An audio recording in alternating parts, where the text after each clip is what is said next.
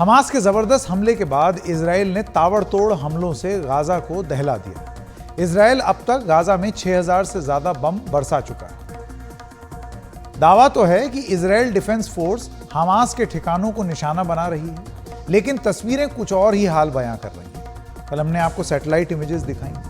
Gaza में रहने वाले आम लोग अब मौत के साए में तड़प रहे हैं। गाजा में विरोध प्रदर्शन भी हो रहा है, वहाँ पर एक मानवीय संकट भी है। आप जानते हैं, ये बात मालूम है कि पानी की सप्लाई कट, बिजली कट, वहाँ पर जो बिजली उत्पादन जो केंद्र था उसमें ईंधन ही नहीं पहुँच पा रहा है, तो क्या बिजली आएगी। गाजा के आम लोगों को दो मोर्चों पर लड़ना पड़ रहा है।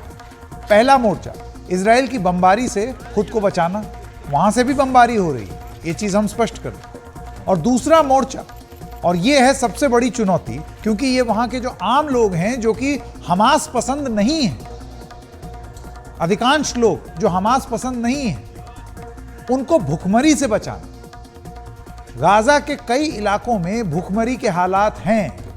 इजराइल ने गाजा में बिजली और पानी की सप्लाई बंद कर दी है। पूरा गाजा जबरदस्त बमबारी के बीच अंधेरे में डूबा हुआ है। गाजा के जो निवासी बमबारी से बच के जा रहे हैं, वो खाने और पीने के पानी की कमी से परेशान भी हो रहे हैं।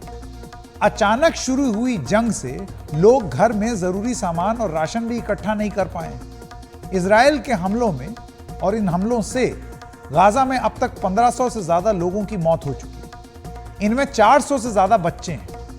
लाखों लोग बेघर हो गए। इजराइल की लगातार एयर स्ट्राइक से गाजा के अस्पतालों में मरीजों की और मुर्दा घरों में शवों की बाढ़ आ गई। ज्यादातर शव ऐसे हैं जिनकी पहचान तक नहीं हो पा रही। सबसे बड़ी चिंता अब इस बात की है कि इस जंग में और कितना नुकसान हो सकता है। तो टैंक लेके आ गए, और ये युद्ध अब किस ओर जा रहा है। इसी वजह से सबसे ज्यादा बड़ी बात जो हम कर रहे हैं वो यही है कि गलती हमास की और सजा गाजा के बाशिंदों को क्यों। जहां तक आपको मालूम है कि पिछले 6-7 दिन से लगातार काफी तेजी से दोनों तरफ से ही लड़ाई जारी है।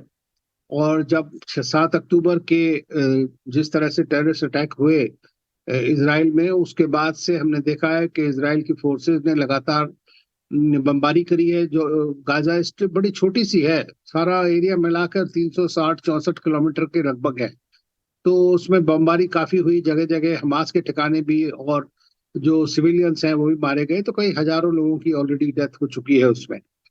अब इसके बाद अब वो लैंड ऑफेंसिव करने वाले हैं, जैसा कि पता लगा है। आपको मालूम है कि 3 लाख से ज्यादा लोग रिजर्विस्ट भी उन्होंने बुला लिए हैं।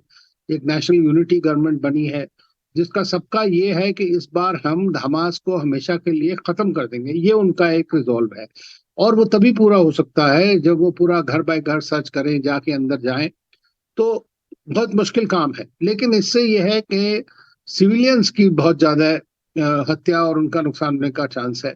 और हम ये देख रहे हैं कि ये और ज्यादा बढ़ेगा आगे अभी कुछ दिनों में, क्योंकि जैसे ही लैंड ऑफेंसिव शुरू होगा तो ये एकदम से खत्म नहीं हो सकता है, क्योंकि ये बहुत डिफिकल्ट काम होता है।